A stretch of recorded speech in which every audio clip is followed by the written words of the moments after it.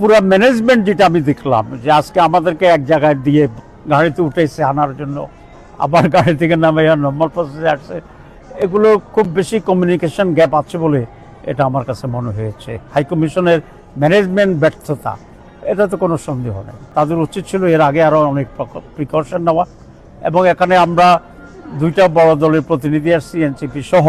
Coordination থাকলে আমরা সব একসাথে আসলে আওয়ামী লীগের এখানে কারো সাধ্য ছিল না এটার ধারে কাছে আসার জন্য। ওয়ালটন এখন দেশের সীমানা পেরিয়ে পৌঁছে গিয়েছে 50টিরও বেশি দেশে।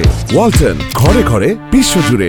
বাংলাদেশের এই নেগেটিভ কালচারটা আগে থেকে হয়ে আসছিল। যখন এই কোনো সরকার প্রধান সফর করে, বিরোধী দল যেই থাকে আইসে এখানে স্লোগান দেয়। আমেরিকা একটু ডেমোক্রেটিক দেশ, 10-20 জন আইসে এখানে একটা স্লোগান দিতে পারে, ডিম মারতে পারে।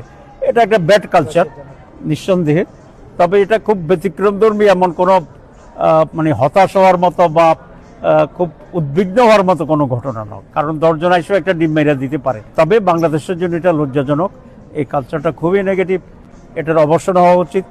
এখানে যারা করেছে তারাই অপমানিত হয়েছে, যারা করেছে তারাই কন্ডেমড হয়েছে, তারাই বাংলাদেশকে অসম্মানিত করেছে।